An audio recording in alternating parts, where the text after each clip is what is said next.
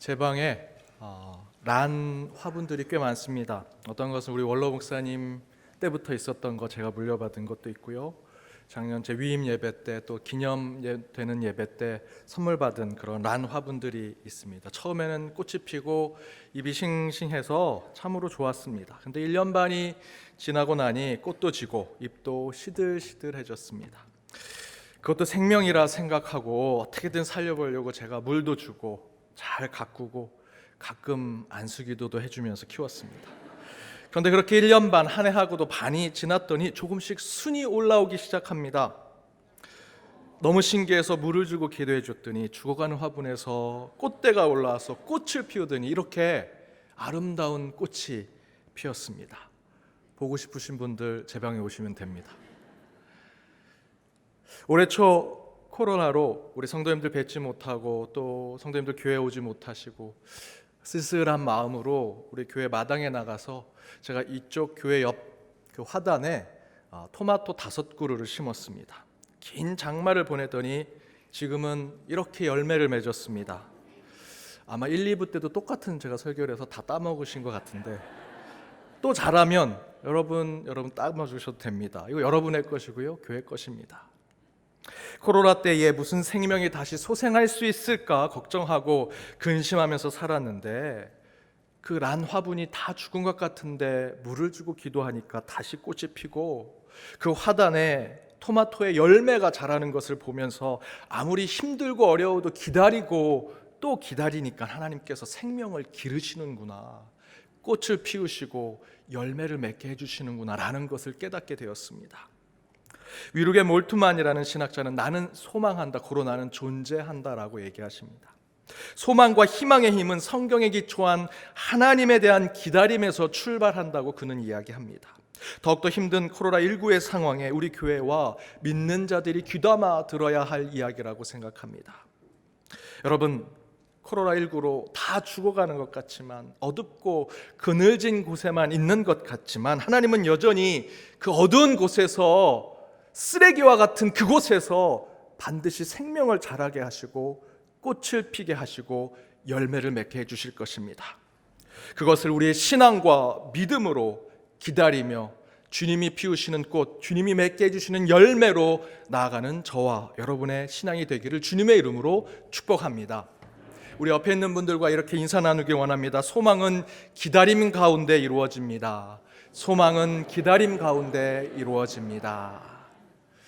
참으로 힘들고 어렵습니다. 오히려 죽음으로 가는 이 시대에 주님께서 저와 여러분 가운데 생명과 꽃과 열매를 맺게 해주신다는 믿음으로 한 주 살아가는 저와 여러분 되기를 바랍니다.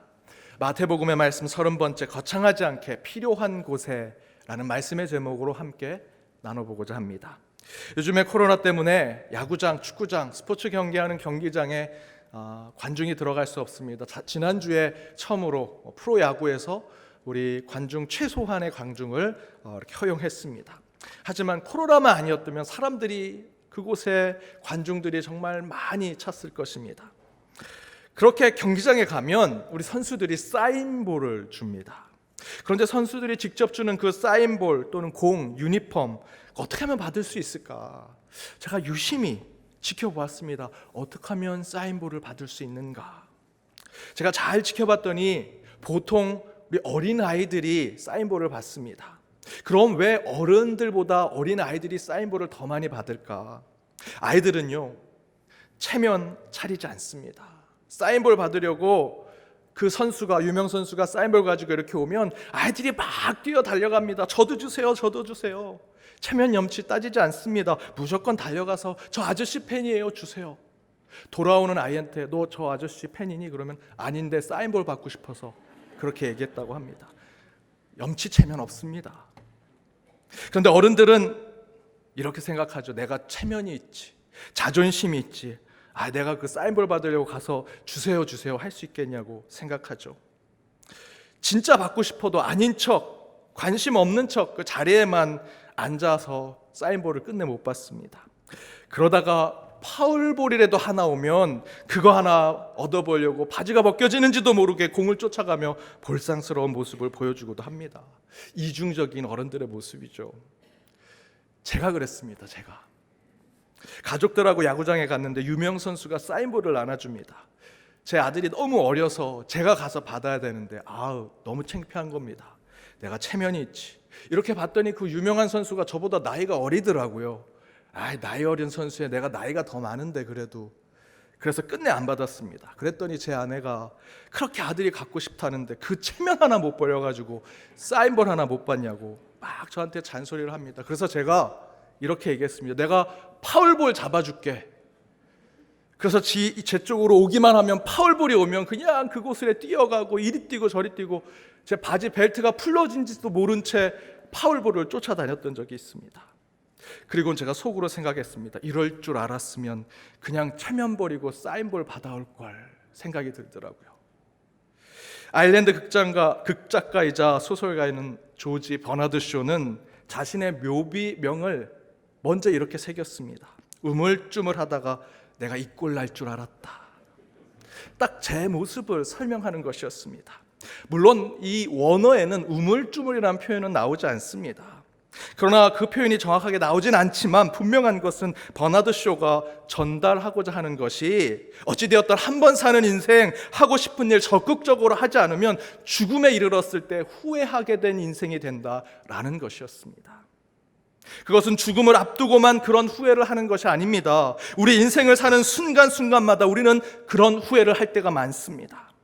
내가 꼭 그 사람을 만나서 이 얘기를 했어야 되는데, 그 일만큼은 내가 적극적으로 했어야 되는데, 이것만큼은 성취했어야 되는데 내가 못했구나, 우물쭈물하다가 이루지 못했구나, 말하지 못했구나, 성취하지 못했구나, 후회한다는 것이지요. 그런데 성경에는 그 반대로 했을 때 하나님의 일이 이루어지는 것을 보여줍니다. 지금까지 함께 읽었던 마태복음의 말씀을 보아도 예수님께서 공생애를 시작하시면서 수많은 치유의 사역을 보여주십니다. 그런데 예수님께 치유받고자 하는 사람들은 우물쭈물, 어물쩍어물쩍, 쭈뼛쭈뼛 하면서 체면, 염치 따지고 있지 않더라는 것이지요. 산상수훈을 마치고 내려오시자마자 예수님이 나병 환자를 만나십니다. 그 나병 환자가 비대면 해야 되고 접촉하면 안 되니까 편지를 써서 예수님 저 고쳐주십시오 라고 편지를 쓰거나 사람을 통해서 야 예수님이 나 고쳐달라고 이리 오라고 해라 라고 인편으로 예수님께 고쳐달라고 얘기하지 않습니다. 마태복음 8장 2절 말씀을 보십시오. 예수님께서 계신 곳에 뛰쳐나와서 절하면서 나병 환자가 예수님께 얘기하죠. 주님 원하시면 저 정도는 고칠 수 있지 않습니까? 간절하게 예수님께 요청합니다.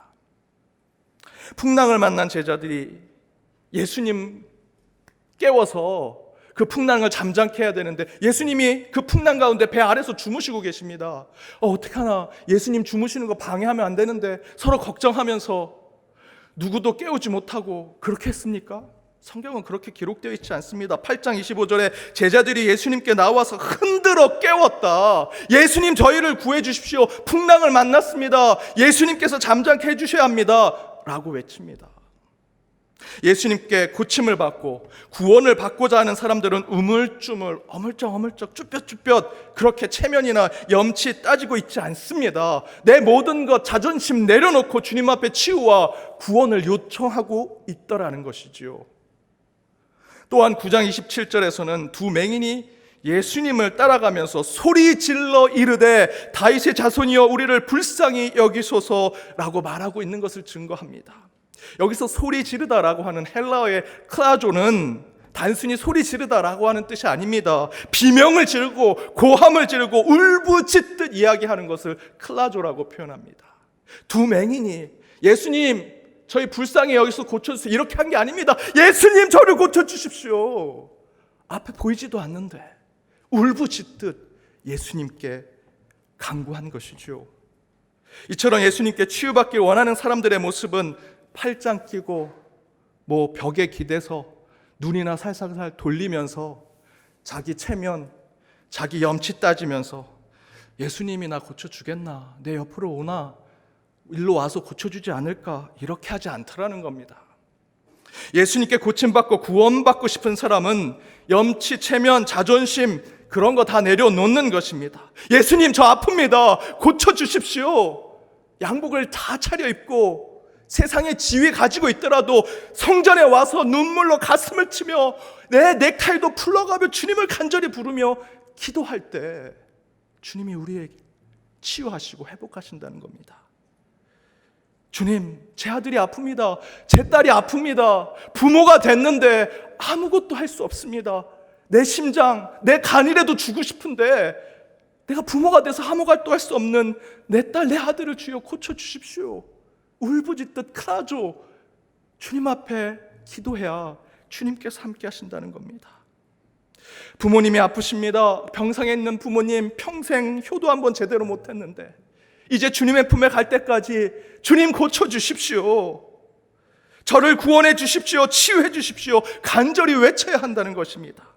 그때 우리 주님께서 그들을 향해 외면하지 않으십니다. 말씀을 보십시오. 그렇게 간절히 클라조 외치고 울부짖을 때 주님은 얼굴을 돌리시고 그들을 민망해 보시고 불쌍해 보시면서 그들에게 물으십니다. 뭘 얻길 원하느냐? 내가 치유받길 원하느냐? 내 믿음대로 될지어다. 여러분, 그러한 간절함이 저와 여러분 가운데도 있기를 바랍니다. 이처럼 주님께 치유받고 구원받는 자가 되기 위해서는 절대로 우물쭈물 어물쩍 쭈뼛쭈뼛 거리면서 체면이나 염치에 따져서는 안 됩니다. 과감하게 용기 있게 담대하게 내 세상의 지위, 명성, 명예, 자존심, 소유 다 버리고 주님 아니면 안 됩니다. 전 아무것도 할 수 없습니다. 주님이 해주십시오 라고 기도하고 간구할 때 하나님께서 우리를 보십니다. 그래서 오늘 말씀을 보니까 예수님께서 함께 사역할 제자를 부르시고 파송하시면서 이렇게 말씀하십니다. 거침없이 용기 있게 담대하게 사역하라. 오늘 아니면 안 된다, 주님 아니면 안 된다 마음으로 그렇게 그들을 제자로 부르십니다. 본문 7절과 8절을 함께 읽어보겠습니다. 함께 읽겠습니다. 가면서 전파하여 말하되 천국에 가까이 왔다 하고 병든 자를 고치며 죽은 자를 살리며 나병 환자를 깨끗하게 하며 귀신을 너희가 거저 받았으니 거저 주라. 가면서 전파라고 말씀하시는데 야 이거 비밀이니까 너희들끼리 모여 내가 그때 가서 소근소근 몰래 얘기해 줄게 이렇게 하라고 하지 않으십니다. 무슨 이단처럼 성경 공부반 복음방 이런 거 만들어서 뭐 하나님의 나라를 얘기해 주라고 그렇게 하지 않으십니다. 당당하게 거침없이 얘기하라고 얘기하십니다. 마을 중앙에서 시장 한 복방에서 사람들이 많이 다니는 곳에서 외치라는 것입니다. 회개하라, 천국이 가까이 왔느니라. 그리고 주님의 이름으로 병든 자를 고치고 죽은 자를 살리며 귀신을 쫓아내라. 거저 받았으니 거침없이 거저 주라는 것입니다. 그게 주님의 명령입니다. 예수님 시대 천국은요, 로마 황제가 지배하는 땅이 천국입니다. 팍스 로마나, 로마 제국이 지배하는 그곳, 로마 황제의 동상이 세워진 그곳이 천국이 되는 시대였습니다. 병을 고치고 먹을 것을 나눠주고 가정의 평화가 이루어지는 것은 로마 황제, 로마 제국이 주는 것이 되어야 합니다. 그러나 예수님께서 제자를 부르시고 그들을 파송하시면서 명령하신 것은 로마 황제를 통해서 이루어지는 평화, 로마 제국을 통해서 이루어지는 나라가 아니라 하나님의 나라, 천국, 우리를 창조하신 주님이 우리의 주인 되신 그 나라를 선포하라는 것입니다. 그때 역사적인 상황대로 말씀드리면 그렇게 외치면 잡혀갔을지도 모릅니다. 로마 군병으로부터 핍박과 박해를 받았을 것입니다. 이스라엘 왕족, 유대 종교 지도자들에게 미움을 받았을 것입니다. 그러나 예수님은 아랑곳하지 않으십니다. 외치라. 로마 황제의 평화가 아니라 우리를 창조하신 여호와 하나님의 평화를 선포하라. 그냥 외치는 것이 아닙니다. 우물쭈물하지 말고 거침없이 당당히 선포하라는 것이 오늘 제자를 부르시는 모습입니다. 그리고 또 12절과 14절까지 보면 처음 찾아간 집에서 평안을 빌어주라고 말씀하십니다. 그런데 그 집에서 너희를 영접하면 괜찮겠지만 만약에 영접하지 아니하면 14절에서 그 집이나 성에서 나가서 너희를 영접하지 않았으니 내 발에 먼지를 떨어버리라고 얘기하죠. 왜 그렇게 합니까? 13절 말씀을 보니 평안을 빌었더니 그 집에 합당하면 그 평안이 거기에 그대로 임할 것이고 만약에 합당하지 아니하면 그 평안은 다시 평안을 빌은 너희에게로 돌아갈 것이다 라고 말씀합니다. 여러분, 하나님 말씀을 전하는데 우리는 지금 뭔가 조금이라도 하고 밖에 나가서 구제하고 봉사하는데 우리 교회에서 하는 건데, 내가 하나님 사랑을 실천하는 건데 왜 이렇게 못 알아주지? 왜 교회를 못 알아주지? 여러분, 안달하지 마십시오. 인정하지 않으면 발에 먼지 털고 뒤돌아서십시오. 그리고 하나님이 부른 곳으로 가면 됩니다. 근데 저희는 너무나 우물쭈물하고 있습니다. 마음에 안달하면서 신앙생활하고 복음을 전하고 있습니다.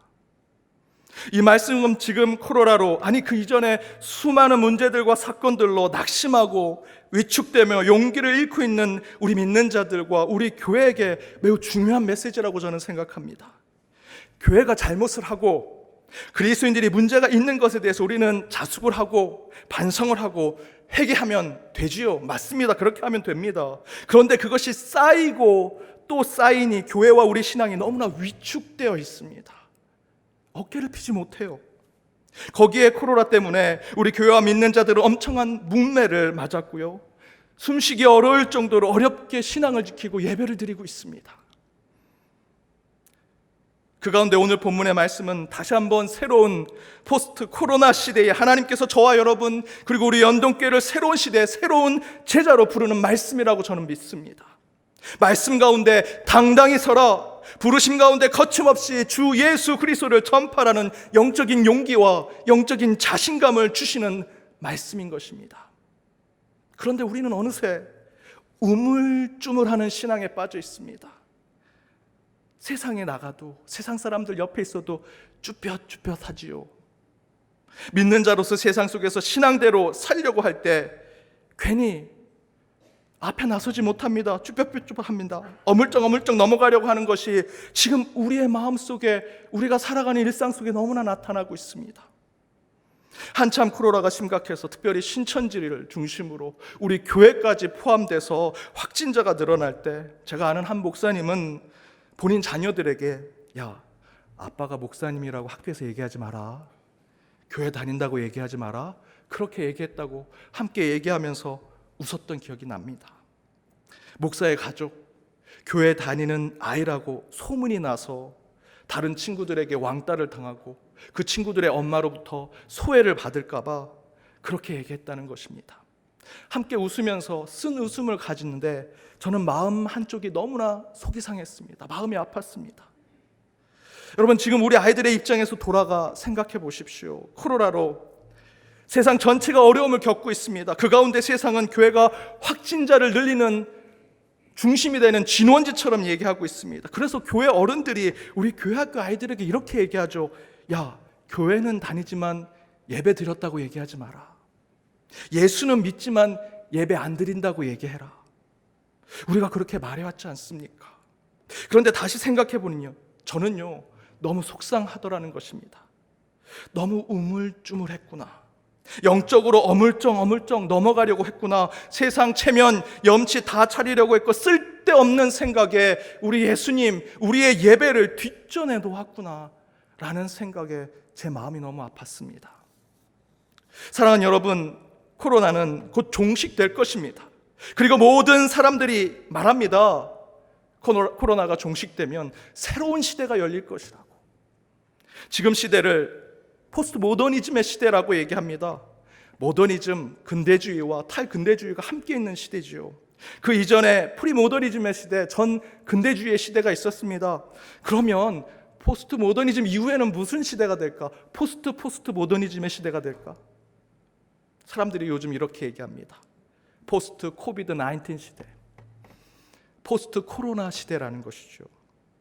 그 가운데 하나님은 지금 2000년 전 마태복음 10장에서 12명의 제자를 부르신 것처럼 이 시대에 저와 여러분, 우리 연동교회를 새로운 시대, 곧 포스트 코로나 시대의 새로운 제자로 부르시고 있다고 저는 믿습니다. 오늘 말씀이 그 말씀입니다. 천국, 하나님 나라를 도저히 외칠 수 없는 세상 속에서 너희는 가서 천국이 오고 있다고 과감하게, 담대하게, 거침없이 외치라고 명령해 주시는 말씀입니다. 그것처럼 코로나19로 교회와 믿는 자들이 위축되고 자신감이 떨어져 있지만 우리 주님은 우리에게 명령하십니다. 우물쭈물하지 마라. 예수만이 나의 구원자여 회개하라 천국에 가까이 왔다 세상에서 외치라는 것이지요. 여러분 깊이 묵상해 보십시오. 왜 내가 이 땅에 있을 때, 이 땅에 살아 있을 때 하나님은 내게 이 코로나 시대를 경험하게 하셨을까? 코로나를 어떻게든 잘 벗어나서 교회 안에 신앙생활을 하더라도 비대면으로 비접촉으로 사람들하고 접촉 안 하면서 식사도 가능하면 안 하면서 아주 편하게 예배 드리고 그 가운데 교제하고 친교 나누면서 내 신앙은 잘 지키고 그것으로 나만이라도 천국 가려고 여러분 이 시대에 여러분을 그리스도인으로 주님이 여러분을 부르셨습니까? 그렇게 생각하십니까? 저는 오히려 그 반대라고 생각합니다. 하나님께서 저와 여러분을 부르신 이유는 이 코로나를 이기고 극복하고 거침없이 당당한 복음을 전하라고 우리 연동교회와 저와 여러분을 부르셨다고 저는 믿습니다. 우리 주님은 지금 저와 여러분을 격려하시고 위로하고 계십니다. 그리고 다시 저희를 제자로 부르시면서 영적인 자신감과 영적인 능력으로 지금의 어려움을 이기라고 말씀하십니다. 우물쭈물하지 맙시다. 우리 믿음의 선포를 세상이 듣지 않으면 발에 먼지 털어버리고 등을 돌려 주님이 부르신 곳으로 다시 가면 됩니다. 당당해지십시다. 거침없는 신앙으로 나아갈 때 하나님께서 우리의 신앙, 우리의 삶, 우리의 교회 공동체를 분명히 지켜주실 것입니다. 그러나 한 가지 오늘 말씀 속에서 과감하게 당당하게 거침없이 신앙의 삶을 살지라도 한 가지 우리가 지켜야 할 것이 있는데 그것은 바로 우리 신앙의 겸손입니다. 그래서 저는 그것을 오늘 말씀의 제목으로 풀어서 설명했습니다. 우리 겸손하자는 것을 저는 거창하지 않게 그러나 필요한 곳에 라는 제목으로 붙였습니다. 당당함을 회복하되 끝까지 그리스도인의 겸손함을 갖자는 것이지요. 오늘 본문에서 예수님께서 제자를 보내셨습니다. 그리고 우물쭈물하지 마라, 쭈뼛쭈뼛 대지 마라. 하나님의 말씀을 전하고 주님의 삶을 살 때 당당하게 복음을 외치고 거침없이 선포하라고 그들을 세상에 파송하십니다. 그러면서 예수님은 또한 그들에게 과하지 않기를 바라십니다. 마태복음 10장 5절에서 6절의 말씀입니다. 예수님은 제자들에게 능력을 주시지요. 귀신을 쫓고 병을 고치고 죽은 자를 살리는 능력, 하나님의 능력을 제자들에게 똑같이 주십니다. 여러분 그 능력을 받으면 어떻게 하시겠습니까? 그냥 내 가족에 있는 내 가족원들을 치유하고 회복하는 데서만 머무시겠습니까? 세상에 나가서 외치겠죠. 나 이런 능력이 있습니다. 오십시오. 하나님의 이름으로 여러분 고치겠습니다. 죽은 자도 살리겠습니다. 귀신 쫓겠습니다. 곳곳을 돌아다닐 겁니다. 그런데 오늘 예수님께서 그렇게 지금 흥분되어 있고 그 가운데 뭔가 더 세상으로 뻗어 나가려고 하는 제자들에게 뭐라고 말씀하고 계십니까? 5절에서 6절입니다. 함께 읽겠습니다. 예수께서 이 12를 내보내시며 명하여 이르시되 이방인의 길로도 가지 말고 사마리아인의 고을에도 들어가지 말고 오히려 이스라엘의 집에 잃어버린 양에게로 가라. 귀신은 쫓는 능력과 치유하는 능력 우리 가운데 주어졌습니다. 죽은 자도 살릴 수 있는 능력을 제자들에게 주셨다고 예수님이 말씀하십니다. 그거 받으면 세상 곳곳에 땅끝까지 이르러 내가 그런 일들을 할 텐데 오늘 예수님은 그 제자들에게 이렇게 말씀하십니다. 내 눈앞에 보이는 잃어버린 양에게 먼저 가라. 저는 확신합니다. 코로나가 끝나고 다시 일상이 회복되어 갈 때 세상 곳곳이 미디어와 영상, 보이지 않는 네트워크와 관계성을 추구하게 될 것이고 그것이 전부가 될 것입니다. 비대면하고 비접촉의 세상 곳곳에 만들어져서 그곳에 돈과 물질, 사람들이 모일 것입니다.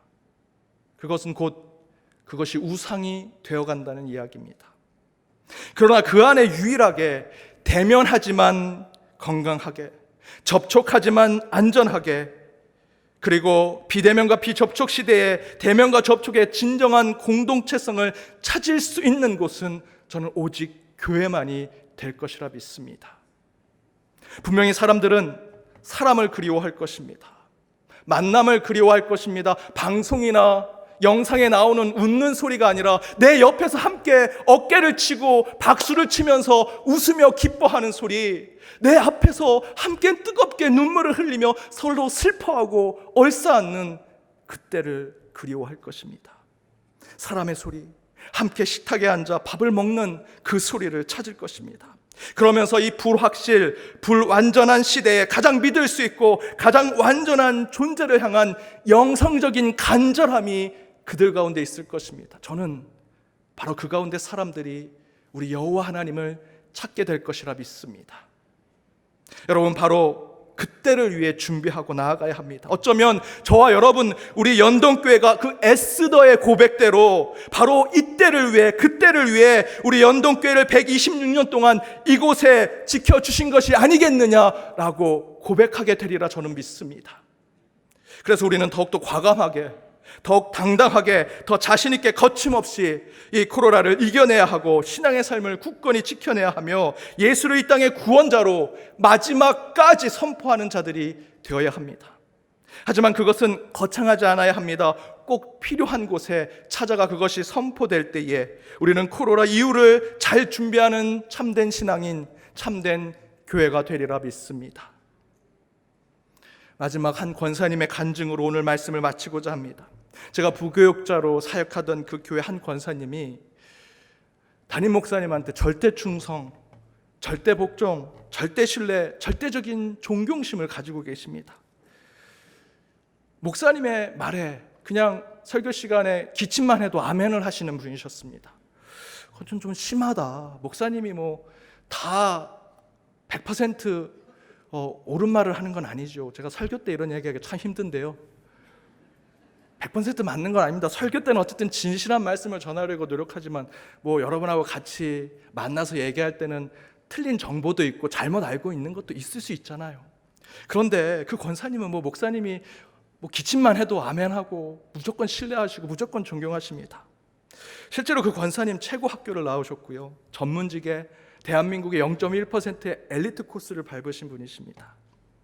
그런데 이분이 그 목사님의 모든 것을 그대로 신뢰하시고 그대로 복종하십니다.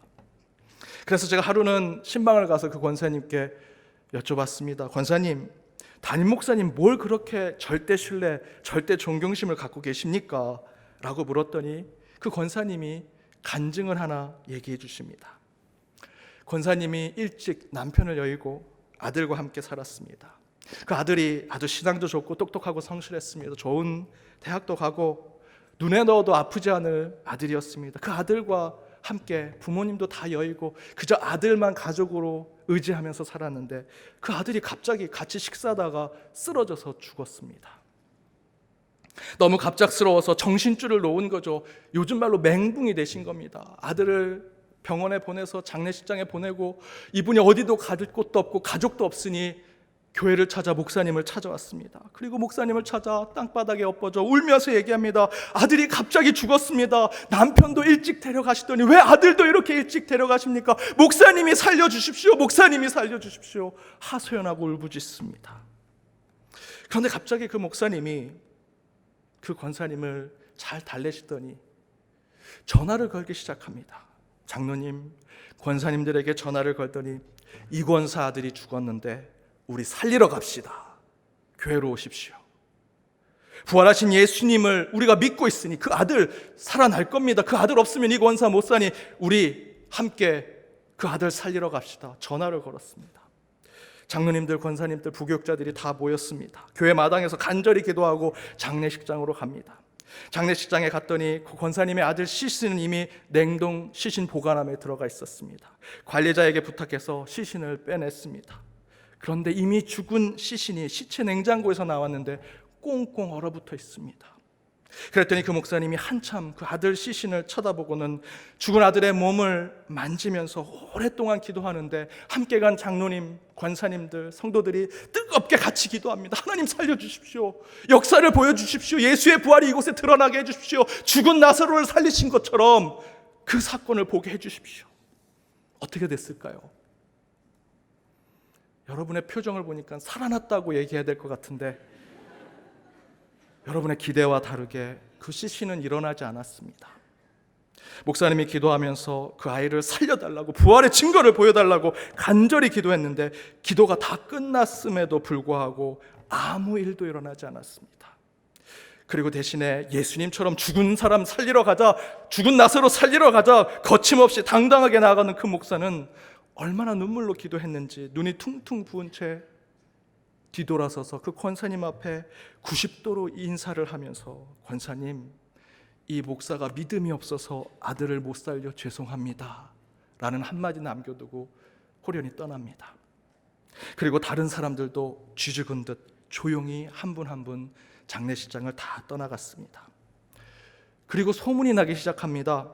그 권사가 교회를 떠날 것이라고. 그 권사가 목사님께 아주 험담을 할 거라고. 그 목사도 이제 그렇게 허세를 부렸으니, 이상한 목사처럼 되었으니 아마 그 목사님도 큰 타격을 받고 그 목회에도 어려움을 겪게 될 것이라고. 권사도 신앙을 잃고 목사님도 교회와 목회가 어려움을 겪을 것이라는 소문이 곳곳에 나기 시작합니다. 그런데 여러분, 하나님의 계획하심, 하나님의 섭리하심은 신묘막측합니다. 우리가 알 수가 없습니다. 도리어 그 권사님은 그때 일로 그 목사님을 굳건하게 믿게 되었고, 그 교회도 오히려 안정을 찾게 되었습니다. 그러면서 그 권사님이 제게 이렇게 얘기해 주십니다. 그렇게 의지하고 갈 곳 없어 목사와 교회에 찾아갔을 때, 아이가 죽었으니 장례나 준비하세요 라고 그 목사님이 얘기했다면 오히려 저는 신앙을 버리고 하나님을 등졌을 것입니다.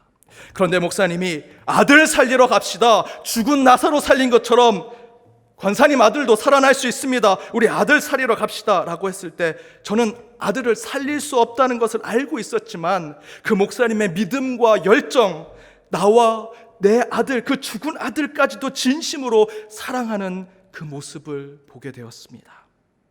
분명히 그렇게 하면 그 목사님은 거짓말쟁이, 허풍쟁이, 이상한 목사로 소문이 났을 텐데, 목회에 큰 해가 될 텐데, 그런 것 아랑곳하지 아니하고 거침없이 제 아들에게로 달려가서 그 차가운 시신에 온몸을 어루만지면서 기도해 주시는 모습을 보며 저는 오히려 그 목사님을 진심으로 사랑하게 되었습니다. 그리고 더불어 하나님도 신뢰하게 되었습니다. 그래서 제가 목사님께 절대 순종, 절대 복종하는 것입니다. 사랑하는 여러분, 사명과 복음에는 거침이 없어야 합니다. 하나님 일 하는데 당당해야지요. 그러나 거침없이 당당하며 용기 있게 나아가되 주님이 필요한 곳에, 복음이 필요한 곳에 우리의 사랑, 주님의 사랑이 필요한 사람에게로 나아가야 합니다. 당당하되 여러분 겸손하십시오. 거침없이 복음을 전하되 그 결실은 하나님께 맡기십시오. 그때 우리 주님께서 분명히 이 코로나 시대에 저와 여러분, 우리 연동교회를 능력 있는 제자로 사용하여 주시리라 믿습니다. 그런 주님의 부르심에 한 주 결단하여 당당하게 거침없이 주 예수 그리스도를 나의 구원자로 고백하는 저와 여러분의 삶이 되기를 주님의 이름으로 축복합니다. 기도하시겠습니다. 능력의 하나님, 주를 사모하는 자들이 모여 이 시간 말씀 가운데 결단하며 나아가오니, 주님 말씀 가운데 오신 예수 그리스도를 만나 위로와 소망을 받게 하여 주옵소서. 먼저 복음과 믿음 가운데 거침없는 신앙의 삶을 살아가되 겸손한 그리스도인의 삶을 지켜가게 하여 주옵소서. 위축시키고 뒷걸음질치게 하는 코로나 시대 속에서 주의 능력으로 과감하며 당당한 그리스도인의 삶을 회복하게 하시되 거창하지 아니하고 필요한 신앙의 삶을 살아 다시 교회, 다시 믿음, 다시 예수를 선포하는 우리의 삶이 되게 하여 주옵소서. 이 모든 간구 예수님의 이름으로 기도드립니다. 아멘.